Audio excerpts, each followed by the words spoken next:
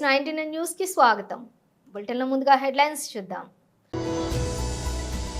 మాజీ MLA Kasu Mahesh Reddy press meet.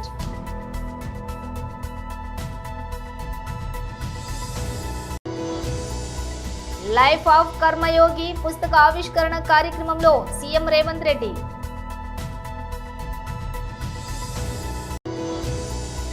ఉమ్మడి కృష్ణా గుంటూరు జిల్లాల గ్రాడ్యుయేట్ ఎమ్మెల్సీ కూటమి అభ్యర్థికి మద్దతుగా జనసేన ఆత్మీయ సమావేశం. తెలంగాణ భవన్లో ఘనంగా కేసీఆర్ 71వ పుట్టినరోజు వేడుకలు.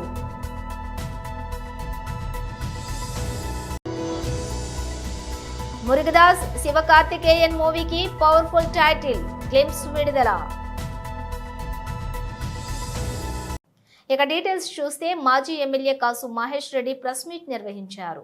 ఒక చిన్న ఎన్నిక వైస్ చైర్మన్, నేను మొన్న కూడా చెప్పాను, అది గెలిచినంత మాత్రాన వైఎస్ఆర్సీపీ వెంటనే జగన్మోహన్ రెడ్డి గారే ముఖ్యమంత్రి అయిపోడు, లేదు చంద్రబాబు నాయుడు గారు ఏం దిగిపోడు. కానీ అధికార పక్షం తెలుగుదేశం ప్రభుత్వం ఎలా ఈ ఎన్నికని జరిపిస్తుంది, విలువలు పాటించిద్దా, ప్రజాస్వామ్య పద్ధతిలో జరిగిద్దా అని వేచి చూస్తున్నారు ఆంధ్ర రాష్ట్ర ప్రజలు. అంత చిన్న ఎన్నికను కూడా అదిరించి బెదిరించి కౌన్సిలర్స్ మీద దాడులు చేసి పోలీసుల చేత కిడ్నాప్ చేయించి చివరికి ఎంత దారుణం అంటే నిన్న పాపం ఒక ముస్లిం కౌన్సిలర్ తన సొంత డబ్బుతో ఇళ్లు కట్టుకుంటుంటే ఆ ఇళ్లను కూడా కూల్చేశారు. నిన్న ఆ వీడియో అంతా వైరల్ అయింది, అందరు చూశారు. దానివల్ల మిగతా వాళ్ళు భయపడతారు. అంత సన్నకారు పాపం ఎస్సీలు, బీసీలు, మైనారిటీలు, వాళ్ళకు ఉండేదే అంతంత మాత్రం ఇళ్ళు ఉంటాయి. రోజు రెక్కాడితే రొక్కాడిని వ్యక్తులు వీళ్ళు. కూలి మీద ఆధారపడి వాళ్ళు కూడా ఈరోజు కౌన్సిలర్లుగా ఉన్నారు. వాళ్ళని బెదిరించి వాళ్ళేంటి స్వయానా చైర్మన్, అక్కడ చైర్మన్ సుబ్బారావు గారినే నీ ఫ్యాక్టరీకి తాళం వేస్తాం, నువ్వు రాకపోతే నీ బిల్లులు ఆపుతాం, లేకపోతే మీ మీద కేసులు పెడతాం, ఇలా బెదిరించి లాక్కొని ఈరోజు ఒక వైస్ చైర్మన్ ఎన్నిక గెలుచుకున్నారు. పిడుగురాళ్ళు లేదు ఇంకో దగ్గర పోస్ట్పోన్ అవ్వచ్చు, లేదు మొన్న దాదాపు 8-9 మున్సిపాలిటీలో. అవసరమా ఇది? దీన్ని బట్టే తెలుస్తుంది ఎంత దిగజారిపోయినాయి రాజకీయాలు. ఎంత దూరం అన్నా తెలుగుదేశం వాళ్ళు మెషినరీని, పోలీసుల్ని, లేదు అధికారులను వాడుకొని భయభ్రాంతులను చేసి ఇది ఈరోజు నేను ఇందాక అన్నట్టు ఇప్పుడు వెంటనే ప్రభుత్వాలు మారిపోవు, కానీ ప్రజలు గమనిస్తున్నారు. ప్రజాస్వామ్యానికే ఆపద తీసుకొస్తుంది ఈ తెలుగుదేశం ప్రభుత్వం. అక్కడే కాదు, నిన్న మీరు దెందులూరు చూస్తే అక్కడ చింతమనేని ప్రభాకర్ గారు ఎంత బూతులు తిట్టి మళ్ళీ కేసులు మళ్ళీ అబ్బాయి చౌదరి మీద. ఇవన్నీ కూడా ఒక తార్కాణం ఎలా ఈ ప్రభుత్వం దిగజారిపోతుంది. చెయ్యాల్సిన పనులు, ఇచ్చిన హామీలు నిలబెట్టుకోకుండా ప్రజలు నిలదీస్తారనే భయంతో పక్కదారి పట్టడానికి ఈరోజు ఈ గొడవలు. ఏది ఏమైనా జగన్మోహన్ రెడ్డి గారి నాయకత్వంలో ప్రజాస్వామ్య పద్ధతిలోనే మేము ముందుకు పోతాం. తప్పకుండా ప్రజల వద్దకు పోయి ఎండగడతాం. ఎక్కడ జంకేది లేదు. ఈరోజు ఏదో భయభ్రాంతులు చేసి బెదిరించి, లేదు డబ్బులు ఇచ్చి 2-3 లక్షలు ఓ కొంతమంది కౌన్సిలర్స్ లాక్కున్నంత మాత్రాన వైఎస్ఆర్సీపీ ఎక్కడా బెదర్దు, క్యాడర్ కిందకు పోయేది లేదు. జగన్మోహన్ రెడ్డి గారి బొమ్మతో ఈరోజు ఆ కౌన్సిలర్ని గతంలో సృష్టించాం. ఇటువంటి వాళ్ళని ఒక 100 మందిని సృష్టించే దమ్ము, ధైర్యం జగన్మోహన్ రెడ్డి గారికి ఉంది, ఈ పార్టీకి ఉంది. ఒకళ్ళిద్దరు మారినంత మాత్రాన, రాజ్యసభల్లో వాళ్ళు పోయినంత మాత్రాన, ఎమ్మెల్సీలు మారినంత మాత్రాన, లేదు కౌన్సిలర్స్ని లాక్కున్నంత మాత్రాన ఈ పార్టీ చెక్కు చెదరదు. ఎందుకంటే పైన జగన్మోహన్ రెడ్డి గారు, కింద కార్యకర్తలు అండగా ఉన్నారు, నికార్సుగా ఉన్నారు, ధైర్యంగా ఉన్నారు. ముందుకు పోతాం. ప్రజాస్వామ్య పద్ధతిలో ప్రజాక్షేత్రంలో తెలుసుకుంటాం. రేపు జరగబోయే లోకల్ బాడీ ఎన్నికల్లో కూడా తప్పకుండా మాకు చేతనైనంత వరకు పోరాటం చేస్తాం. వాళ్ళు చేస్తున్న అఘాయిత్యాల్ని ఎండగడతాం. అలాగే వాళ్ళు ఏదైతే మాట నిలబెట్టుకోకుండా ఈరోజు సూపర్ 6లు ఇవ్వట్లేదో అవి కూడా ప్రజల్లో చైతన్యపరిచి రాబోయే మళ్ళీ ఎన్నికల్లో తప్పకుండా జగన్మోహన్ రెడ్డి గారిని ముఖ్యమంత్రి అవడానికి అందరం కృషి చేస్తామని తెలియజేస్తున్నాం. లైఫ్ ఆఫ్ కర్మయోగి పుస్తక ఆవిష్కరణ కార్యక్రమంలో సీఎం రేవంత్ రెడ్డి పాల్గొన్నారు. Gopalakrishna Naidu senior IAS officer గారు ఆయన లైఫ్ టైం ఎక్స్పీరియన్స్ని ఒక పుస్తక రూపంలో, పుస్తకం పేరు కర్మయోగి, వారి అనుభవాలను అన్నిటిని కూడా నిక్షిప్తం చేసి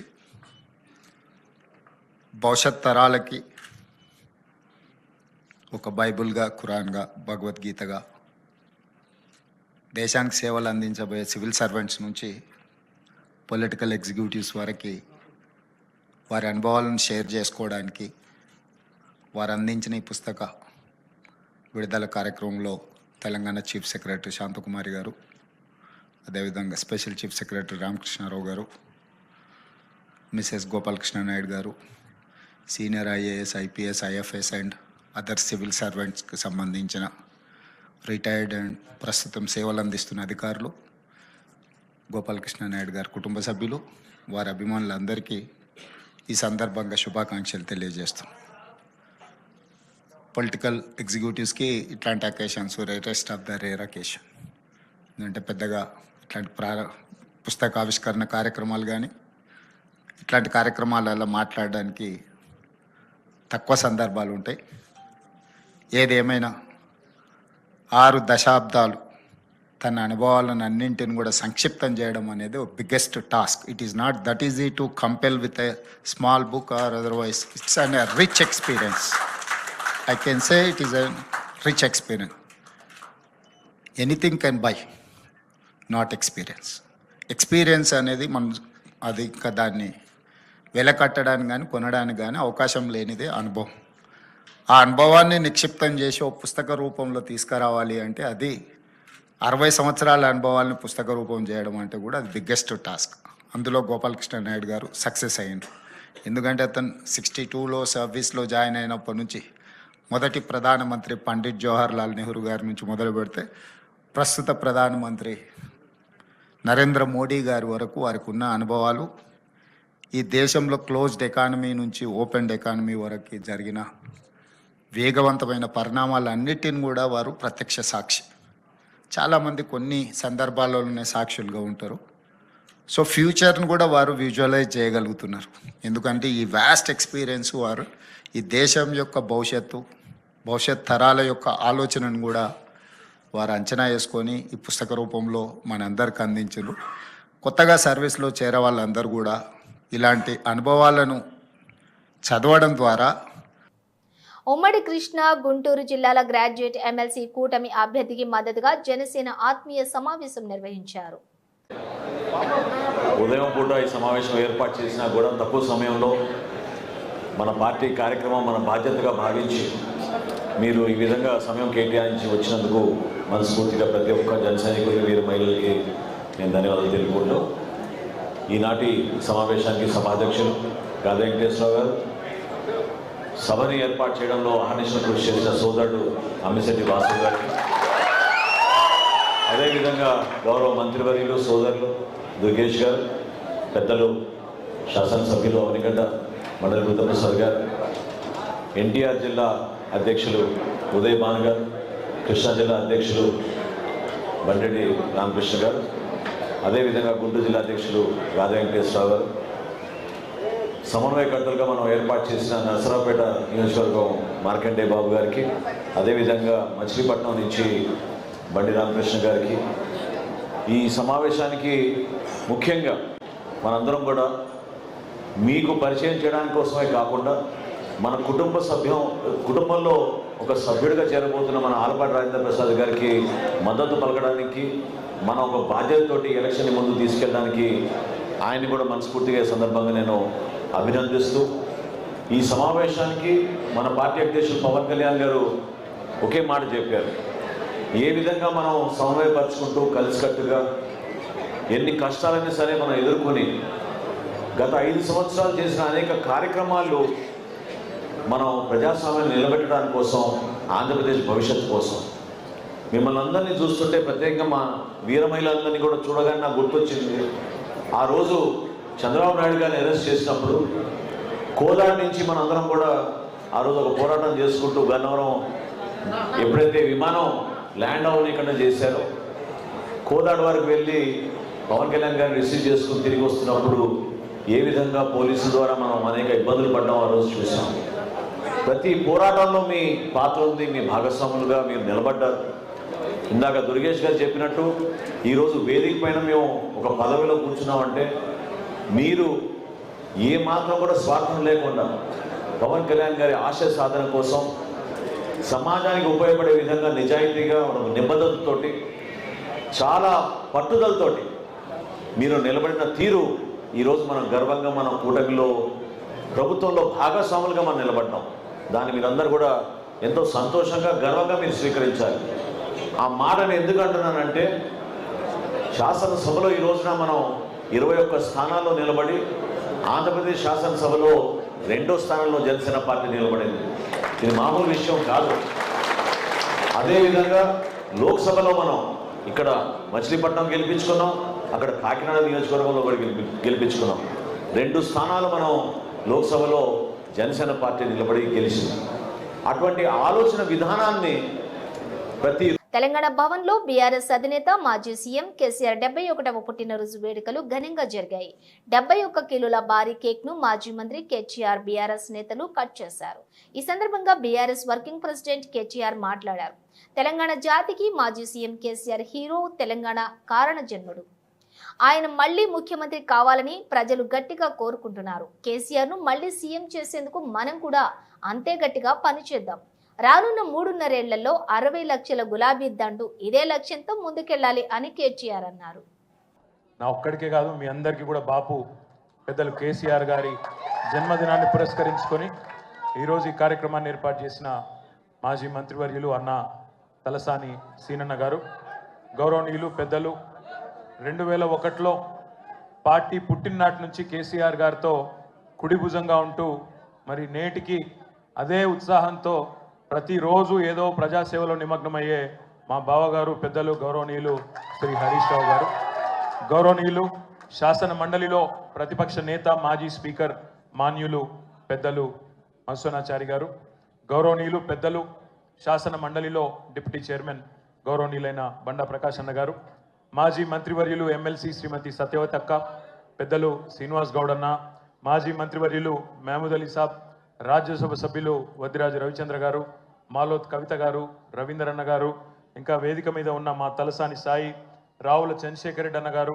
పేరు పేరున వేదిక మా అంబర్పేట ఎమ్మెల్యే కాలేరు వెంకటేష్ అన్న గారు, నాగేష్ అన్న గారు, ఇంకా అందరికీ వేదిక మీద ఉన్న ప్రతి ఒక్కరికి పేరు పేరున నమస్కారం. ఈరోజు కేసీఆర్ గారికి మీ శుభాశీస్సులు, శుభాకాంక్షలు, మీ మంచి దీవెన అందించడానికి విచ్చేసిన పెద్దలకు, చిన్నలకు, అక్కలకు, చెల్లెలకు, అన్నలకు, తమ్ముళ్ళందరికీ శిరస్సు వంచి హృదయపూర్వకంగా నమస్కారం, ధన్యవాదం.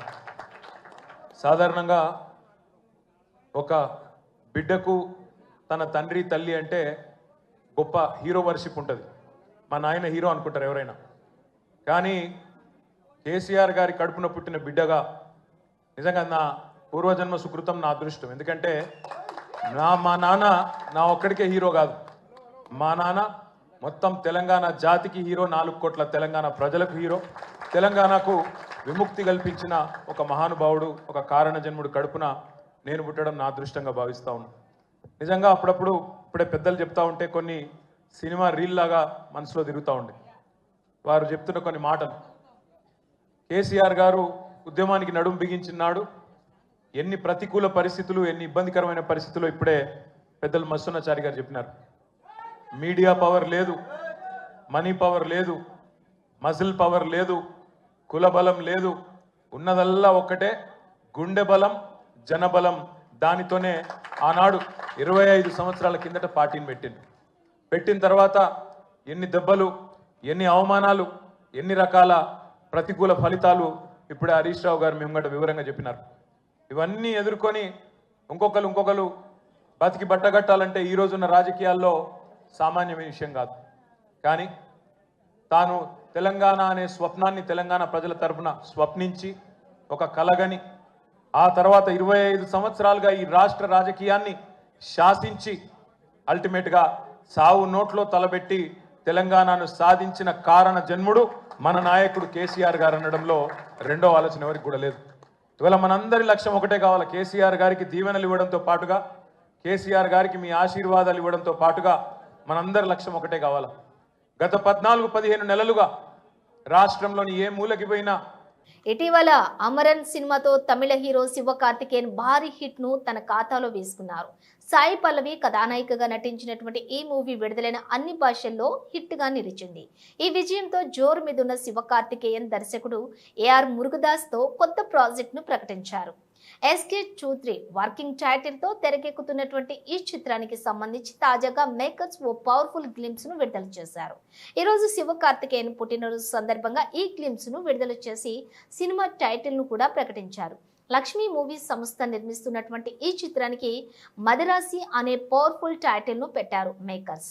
తాజాగా రిలీజ్ అయిన గ్లింప్స్ లో శివకార్తికేయన్ మునుపెన్నడూ చూడని భయంకరమైనటువంటి కోత లుక్ లో కనిపించారు. సినిమాటోగ్రాఫర్ సుదీప్ ఎలామోన్ అద్భుతమైనటువంటి విజువల్స్ యాక్షన్ ను ఎలివేట్ చేయగా అనిరుద్ధ్ రవిచంద్రన్ విజిఎం దాన్ని మరో స్థాయికి తీసుకెళ్లింది. మొత్తానికి టైటిల్ గ్లింప్స్ తోటి మేకర్స్ చిత్రం అంచనాలను పెంచేశారు. రుక్మిణి వసంతన్ హీరోయిన్ గా నటిస్తున్నటువంటి ఈ మూవీలో విద్యుత్ జమాల్, బీసు మీనన్ కీలక పాత్రలు పోషిస్తున్నారు. మహేష్ బాబుతో సినిమాలు తీయాలన్న కోరిక ఉందని, ఆయన ఒక్క ఛాన్స్ ఇస్తే చాలని తమిళ దర్శకుడు అశ్వత్ మారిముత్తు తన మనసులోని మాటను బయటపెట్టారు. మహేష్ బాబుతో తాను ఎందుకు సినిమా తీయాలనుకుంటున్నాడో కూడా మరిముత్తు వివరించారు. ప్రదీప్ రంగనాథన్ హీరోగా అశ్వత్ మారిముత్తు దర్శకత్వంలో తెరకెక్కినటువంటి లవ్ రొమాంటిక్ ఎంటర్టైనర్ డ్రాగన్ ఈ నెల 21న తమిళ, తెలుగు భాషల్లో విడుదల కానుంది.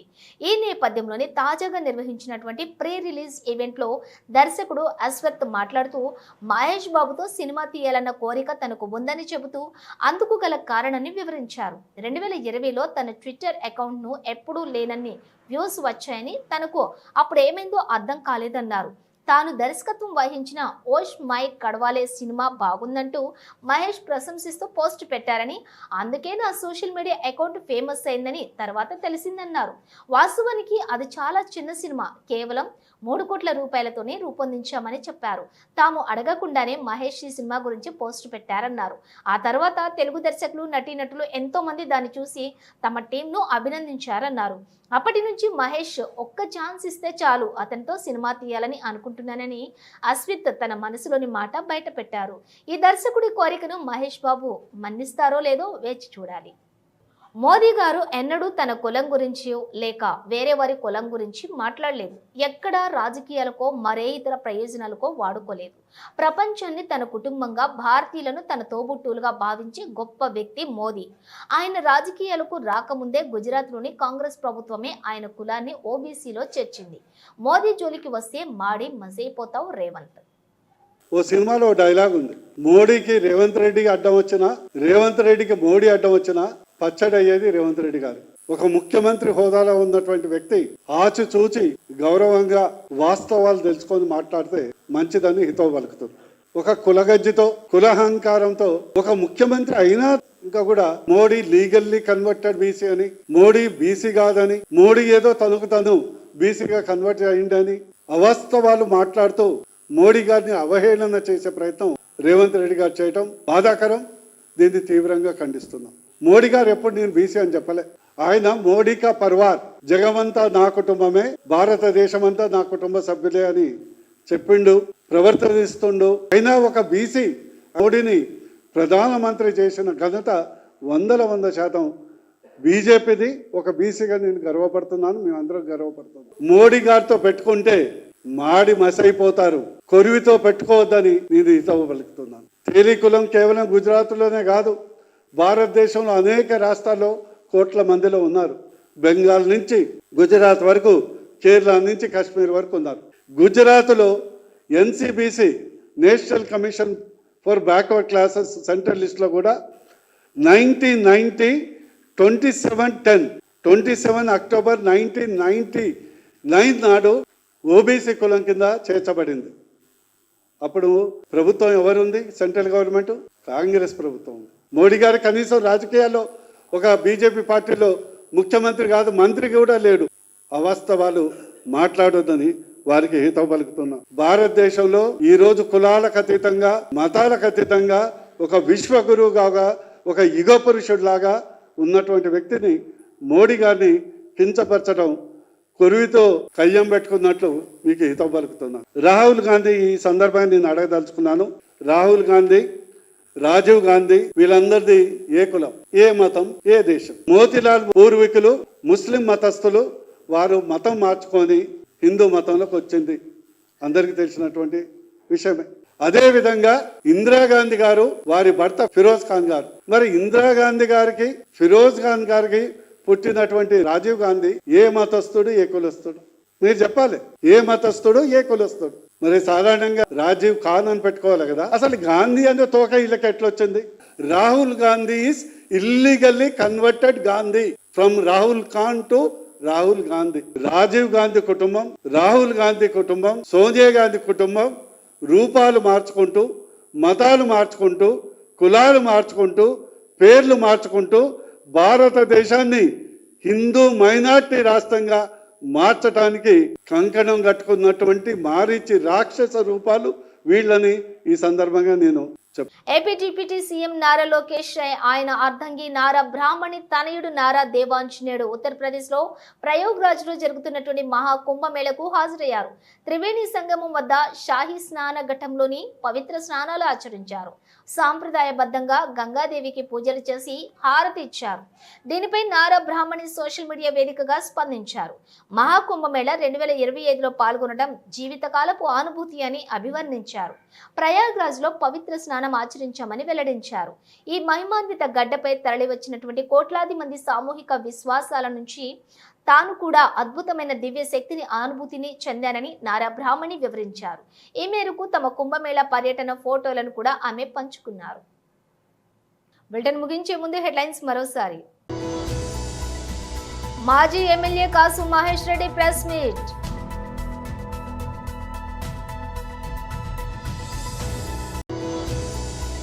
లైఫ్ ఆఫ్ కర్మయోగి పుస్తక ఆవిష్కరణ కార్యక్రమంలో సీఎం రేవంత్ రెడ్డి.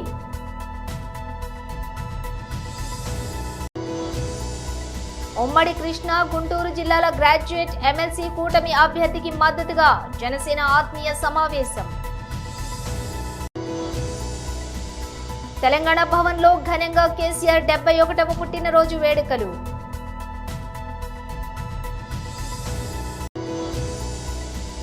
మురుగదాస్ శివకార్తికేయన్ మూవీకి పవర్ఫుల్ టైటిల్, గ్లింప్స్ విడుదల. ఇవి బులెటిన్ విశేషాలు. మరో బులెటిన్తో మళ్ళీ కలుద్దాం.